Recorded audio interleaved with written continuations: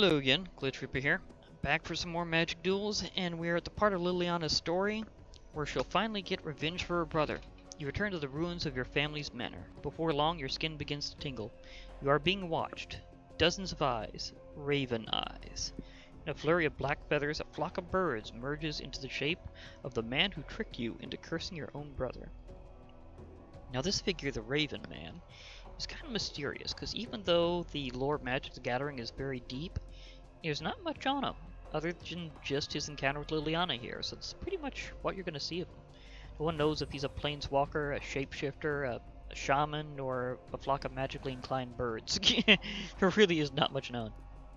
Yeah, all these times that it winds up the wrong way.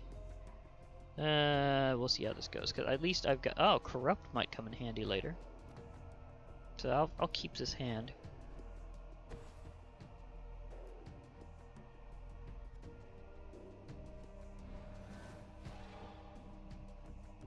Ah. Okay, I gotta get my Shambling Goblin out. Remember, if it dies, it gives a -1/-1 penalty on one creature for a round, so it can come in handy for that little bit of revenge strike there. As I see, I've got a Soulless one in my hand here.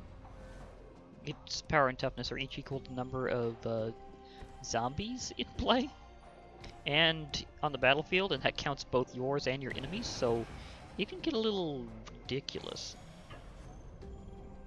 But that's only if it actually works, so we'll see how that one works out. I also got a Leech-ridden Swamp. That's good to get out early, because as long as I have at least 2 black permanents, I can pay 1 black, and the enemy and each opponent will lose 1 life. Okay, I don't have enough to afford some things anyhow, so I'm going to put that out now. It does come into the battlefield tapped though, so it does have a bit of a additional penalty. Right now the enemy seems to be a little unlucky, which is very good because the Raven Man actually has a pretty strong deck, and it's heavily loaded with birds. Unsummon. Okay, one of them's getting returned to my hand. It's the Shambling Ghoul. So that happened. But you did that just in time for me to put that out at the end of my turn. Okay, so that was not entirely pointless. I mean, he did stop it from actually hitting him.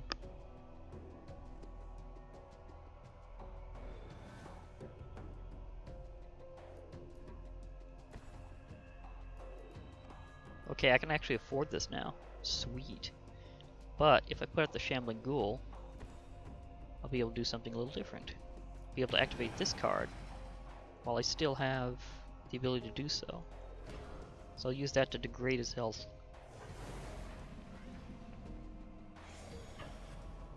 Even before I actually attack.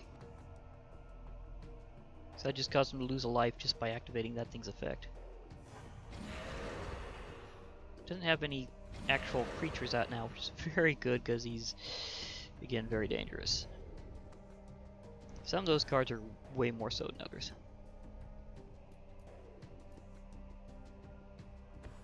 Okay, something big's coming. Murder of Crows. 4/4 flying, and whenever another creature dies, you may draw a card. If you do, discard a card. So, yeah. Just the fact it's 4/4 with flying, and I don't have too terribly much to take it on, is a bit of a trick. But, the thing is, Soulless One might be able to do it. Also, I could use Bone Splinters to take out one of my creatures to take that thing out. I might do it. I'll play Soulless One.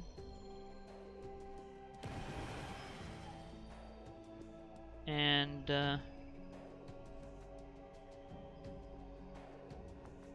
do I want to do that? Because I'd like to keep momentum here.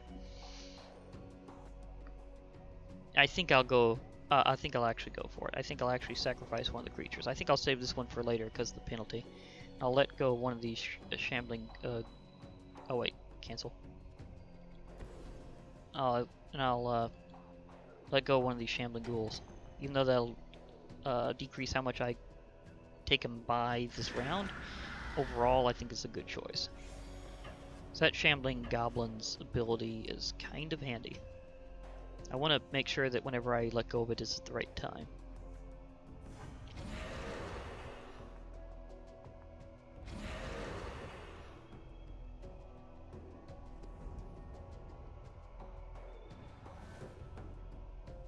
But that kid did get rid of that murder of crows.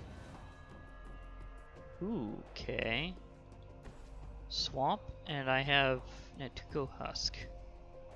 Okay, I think what I'm going to do is play this. No, I cannot. They're using Essence Scatter to counter it. Okay. Well, as long as you're doing that, I'm going to make sure to penalize you here.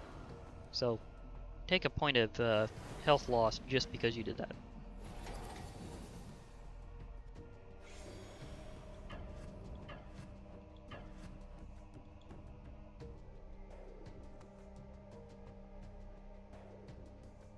But yeah, luck goes both ways, and if you keep redoing a particular duel, eventually you will be able to have the tides of chaos turn in your favor. This time I managed to get one that was a really good shot. He's super low right now. In fact, if I use this thing's ability twice, I can just take him out. But I think I'm going to do it extra fancy, because this card here is corrupt. It takes a lot of mana to use. It takes 5 generic and 1 black just to cast it. But it deals damage equal to the number of swamps you control to target creature or player, and you gain life equal to the damage dealt this way.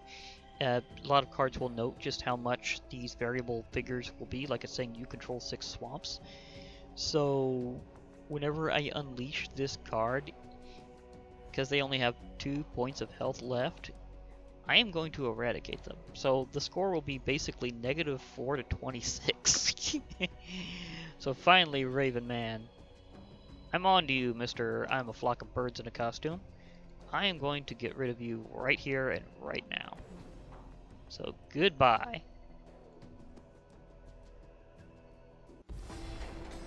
Ah, thank goodness. Whoop. Okay. And now we may continue with the story. With your victory at hand, the Raven Man disappears just as he arrived, in a flurry of birds. They scatter in every direction, and you unleash every last bit of dark magic against them. The Raven Man survives. You are spent, and the power you wield begins to take a toll. In other words, you should kind of cut loose, but there was enough of the bird surviving that theoretically he could reform himself. Yet at the same time, in the lore, he's never seen again. Maybe he learned his lesson. It's like, don't tick off a necromancer. Well, the next time's going to be a bit special, because there's a part of Liliana's story that has always been very special in the lore, and has kind of hung over ever since. The next time we go on to Magic Duels, we'll be seeing that part of the story. For now, this is Glitch Reaper. I'll be logging off. Hope to hear from y'all later, and bye for now, everybody.